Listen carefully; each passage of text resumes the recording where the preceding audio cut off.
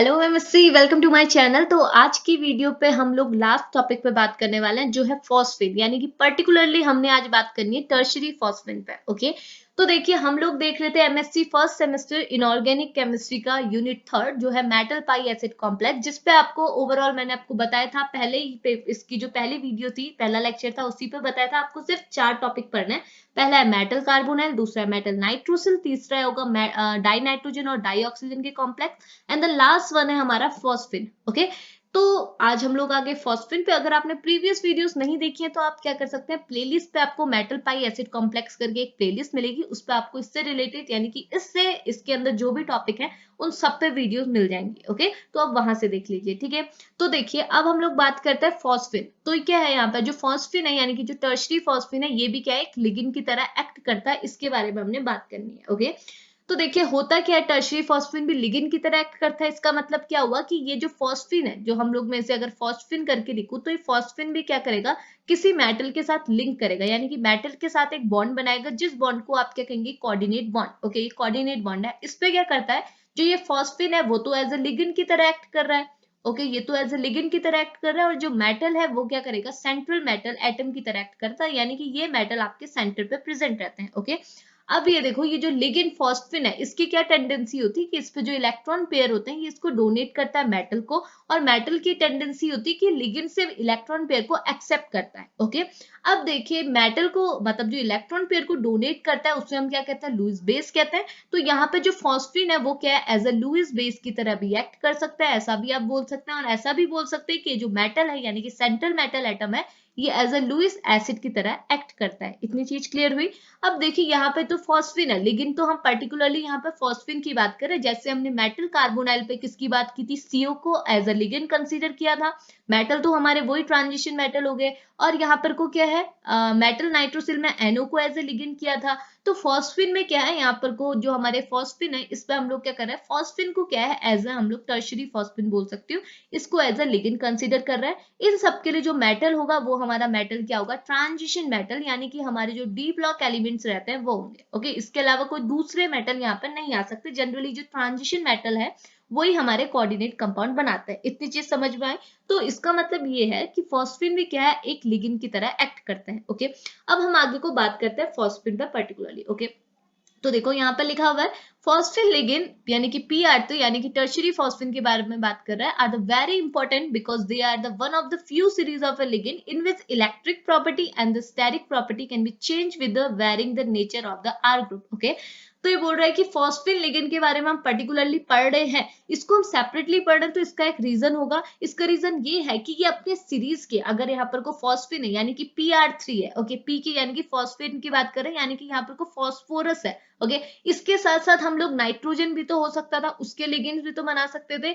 हमने ऐसा नहीं किया, हम पर्टिकुलरली यहाँ पर को फॉस्फोरस के लिगेंड्स के बारे में बात कर रहे हैं। इसका रीजन ये है कि इसके सीरीज के लिगेंड्स के कंपेयर में ये जो लिगेंड है ये अपनी इलेक्ट्रिक प्रॉपर्टी और स्टेरिक प्रॉपर्टी को वेरी कर सकता है, यानी कि ये चेंज कर सकता है अगर आप इसके आर ग्रुप को चेंज करें। यानी कि अगर आप इसके आर ग्रुप को जितना ज्यादा चेंज करते रहेंगे, ये इसकी प्रॉपर्टी यानी कि electric property and static property को भी चेंज करता जाएगा। इतनी चीज क्लियर हो गई। तो ये क्या है, इसका एक स्पेशल फीचर हो गया, इसलिए हम इसे सेपरेटली पढ़ रहे हैं। ये आम लोगों जैसा नहीं है, ये अपने आम जो लिगेंड्स है उनके जैसे एक्ट नहीं कर रहा है। ओके, सेकंड चीज ये बोल रहा था, small change in an ligand change the chemistry of a molecule. अगर आप क्या अपने लिगेंड्स पे यानी कि इस टर्शियरी फॉस्फेट पे थोड़ा सा भी चेंज करेंगे तो ये मॉलिक्यूल की केमिस्ट्री को ही चेंज कर देगा। ओके, अगला बोल रहा है, phosphate ligand can be act as a spectator ligands. ठीक है, अब देखो स्पेक्टेटर लिगेंड्स क्या होता है, आई थिंक आपको मालूम भी है या नहीं, बट मैं आपको बता देती हूँ। स्पेक्टेटर लिगेंड्स ऐसे लिगेंड्स होते हैं जो क्या है, ये एज अ लिगेंड तो ये एक्ट कर रहे हैं, बट क्या ये किसी भी रिएक्शन में इन्वॉल्व नहीं होते हैं। इसका मतलब क्या है, इनका इन्वॉल्वमेंट किसी भी रिएक्शन में नहीं होता। ये एज अ लिगेंड की तरह एक्ट करेंगे, बट क्या ये अपनी साइड में बस बैठे रहेंगे, ये क्या है, रिएक्शन में इन्वॉल्व नहीं हो रहे। ये स्ट्रक्चर पे आपको दिखेंगे। ओके, आपको ये स्ट्रक्चर में दिख रहा है। अगर आप एक कोऑर्डिनेट कॉम्प्लेक्स बनाएंगे यानी कि कोऑर्डिनेट कंपाउंड बनाएंगे, तो वहां आप इस टाइप के लिगेंड्स को देखेंगे, बट ये जो लिगेंड्स है, अगर आप इस टाइप के कंपाउंड की किसी भी कंपाउंड के साथ, दूसरे कंपाउंड के साथ आपने एक्स के साथ इसकी रिएक्शन करा दी, तो सारे कंपाउंड तो इस एक्स के साथ रिएक्ट करेंगे, बट ये रिएक्ट नहीं करेगा, ये बस वहां बैठने का काम कर रहा है, इसका वहां पर को कोई भी मतलब नहीं है। ओके, तो ये बोल रहा है one of the major role of the spectator ligand is to occupy a certain active side. ये क्या करता है, बस एक्टिव साइड को ऑक्यूपाई कर लेता है, ठीक है, जहां पर जो साइड मिली उस पर बैठ गया, ठीक है, जो खाली चेयर मिली उस पर बैठ गया, बट ये क्या करता है, कोई भी रिएक्शन में इन्वॉल्व नहीं हो रहा है, and leave a special side, एक क्या करता है और दूसरी साइड को लीव कर देता है, मैंने कि जो स्पेशल साइड है उस लीव कर दे रहा है, और वहां पर को एक्टर लिगेंड को छोड़ दे रहा है। एक्टर लिगेंड मतलब क्या होगी, ऐसे लिगेंड जो आपके रिएक्शन में इन्वॉल्व होंगे to attain a required chemistry. इतनी चीज क्लियर है। अब हम आगे बढ़ते हैं, तो यहाँ पर लिखा है, ये स्पेलिंग में थोड़ा ये अलग सा हो रहा है, इसे देखते रहिएगा। ओके, तो ये लिखा है द लिगेंड्स आर क्लासिफाई, आप लिगेंड्स को, इस टाइप के लिगेंड्स को दो टाइप में क्लासिफाई कर देते हैं, एक होता है एक्टर लिगेंड, एक होता है स्पेक्टेटर लिगेंड।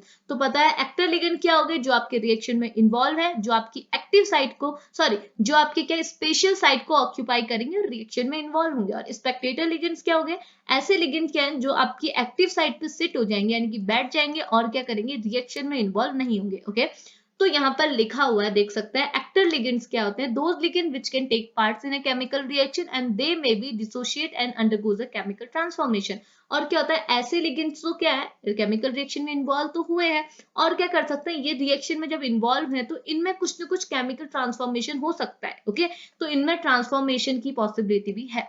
और दूसरा स्पेक्टेटर लिगेंड्स, स्पेक्टेटर लिगेंड्स मतलब ये do not take part in a chemical transformation, ये केमिकल ट्रांसफॉर्मेशन में इन्वॉल्व नहीं होते हैं। दूसरी चीज PR3, यानी कि जो फॉस्फिन है, हमने बोला ये एक स्पेक्टेटर लिगेंड की तरह एक्ट कर रहा है, ये क्या है, केमिकल ट्रांसफॉर्मेशन यानी कि केमिकल रिएक्शन में इन्वॉल्व नहीं होता है। दूसरी चीज PR3 यानी कि जो फॉस्फिन है is a very important ligand as it act as a both pi and sigma acceptor. Okay, तो ये क्या है, डोनर एज और पाई, ये sigma donor and pi acceptor है। ओके, तो ये तो स्पेक्टेटर लिगेंड हो गया। ओके, बट एक और प्रॉपर्टी ये है PR3 की, टर्शरी फॉस्फिन की, ये जैसे बाकी लिगेंड की हमने पढ़ी थी कि ये सिग्मा डोनर और पाई एक्सेप्टर की तरह क्या करता है, एक्ट करता है। ठीक है, तो ये इसकी एक प्रॉपर्टी होगी। ओके, अब देखिए, अब हम आगे बढ़ते हैं, तो ये बोला depending upon the R group, R group हमने बोला था अगर आप फॉस्फिन लिगेंड को लगाएंगे तो ये आर ग्रुप के नेचर के अकॉर्डिंग अपनी कैरेक्टरिस्टिक को वरी करते रहेगा। तो वही बोल रहे depending upon the nature of R group, आपका जो फॉस्फिन लिगेंड है ये क्लासिफाई किया जाता है as a good sigma donor और गुड पाई एक्सेप्टर। हमने क्या बोला, ये क्या है, एक सिग्मा डोनर और पाई एक्सेप्टर की तरह एक्ट करता है, और सारे लिगेंड्स में ये कैरेक्टरिस्टिक होती है। ओके, तो गुड सिग्मा डोनर और गुड पाई एक्सेप्टर का मतलब क्या हुआ, यहाँ पर देखो, पहला है गुड सिग्मा डोनर मतलब the presence of alkyl group the phosphine as a strong donor. Okay,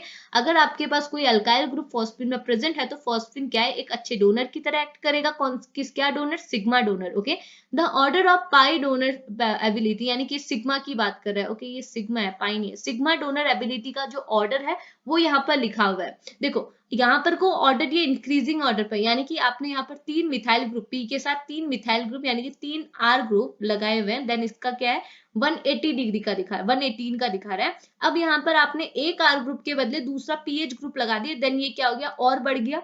okay, अब यहाँ पर आपने क्या एमी के बदले लगा दी इथाइल ग्रुप, देन इसका ऑर्डर ये हो गया। फिर यहाँ पर आपने एक एमी 2 पीएच लगा दिया, यहाँ पर को टर्शरी ब्यूटाइल लगा दिया। ओके, तो ये इसका क्या हो गया, ऑर्डर हो गया, ये इनका इंक्रीजिंग ऑर्डर हो गया। ओके, ये है गुड पाई डोनर के लिए केस में बता रहे हैं। अब है गुड पाई एक्सेप्टर। अब पाई एक्सेप्टर का ऑर्डर क्या है, ये है।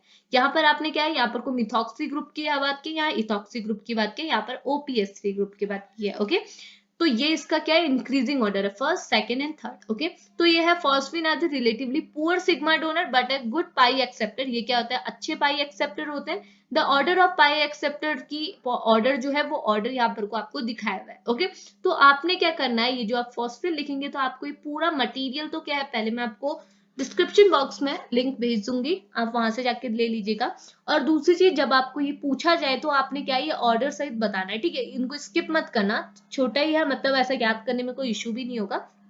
तो क्या करना है, ये ऑर्डर से आपको रिप्रेजेंट करना है। ठीक है, तो ये थोड़ा इतना सा ही मटेरियल है, मुझे बुक्स पे भी इतना ही मटेरियल इसका ये मिला, तो क्या करते हैं, इतना आई थिंक इनफ भी है। ओके, तो ऐसा करते हैं, वीडियो को हम यही फिनिश करते हैं। आज हमारा मेटल पाई एसिड कॉम्प्लेक्स का जो यूनिट है वो भी फिनिश हो गई।